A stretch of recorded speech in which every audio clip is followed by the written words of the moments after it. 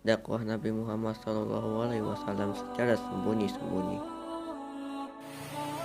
Rasulullah Shallallahu Alaihi Wasallam memulai dakwahnya secara sembunyi-sembunyi setelah diangkat menjadi Rasul. Setelah menerima wahyu pertama, Nabi Muhammad langsung pulang ke rumah dalam kondisi menggigil. Sampainya di rumah, Nabi Muhammad langsung tidur dan meminta Khadijah untuk menyelimutinya. Ketika Nabi sedang tidur, Nabi menerima wahyu untuk berdakwah secara sembunyi-sembunyi, yaitu surat Al-Mudaththir ayat 1 sampai ayat 7 yang berbunyi, A'udzubillahi minasyaitonirrajim, Bismillahirrahmanirrahim. Ya ayyuhal muddatsir, kum fa'anzir, wa rabbaka fakabbir, wa siyabaka fatahhir, wa rujza fahjur, wa la tamnun tastakbir, wa lirabbika fasbir. Dakwah secara sembunyi-sembunyi ini dilakukan untuk menghindari munculnya gejolak yang sangat mungkin terjadi di kalangan masyarakat.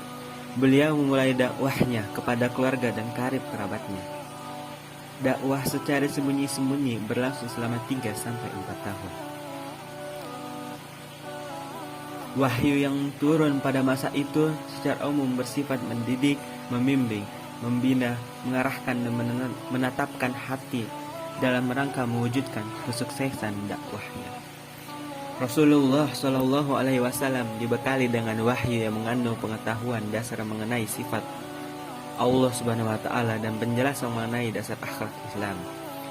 Selain itu, wahyu saat itu sebagai bantahan secara umum tentang pandangan hidup masyarakat jahiliyah yang berkembang saat itu.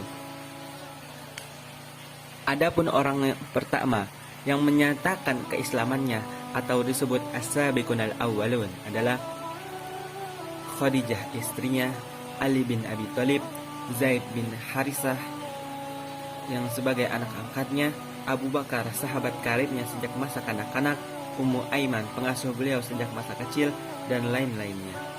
Seiring berjalan waktu, dakwah secara sembunyi ini mulai diketahui oleh kaum kafir Quraisy. Awalnya mereka meremehkan Nabi Muhammad Shallallahu Alaihi Wasallam karena mereka pikir usaha dakwahnya tidak akan berpengaruh besar. Tetapi seiring berjalannya waktu, dakwah Nabi Muhammad Shallallahu Alaihi Wasallam semakin kuat dan meluas.